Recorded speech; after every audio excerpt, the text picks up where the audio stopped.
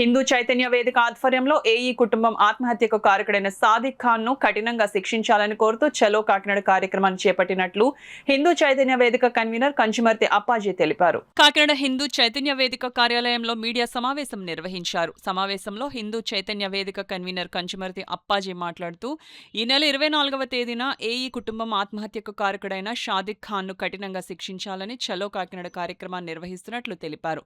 ఈ కార్యక్రమంలో తుమ్మలపల్లి నారాయణరావు, మామిడాల శ్రీనివాస్, జీవీఎస్ ప్రసాద్, పట్టాభిరామయ్య, శ్రీనివాస్, విహాయ్, రవివర్మ తదితరులు పాల్గొన్నారు. హిందూ బంధువులందరికీ నమస్కారం.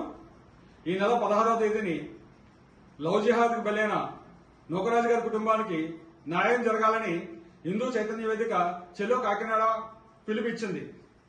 24వ తేదీ మన అందరం కాకినాడ బాలాజీ చెరువు దగ్గర కలుద్దాం.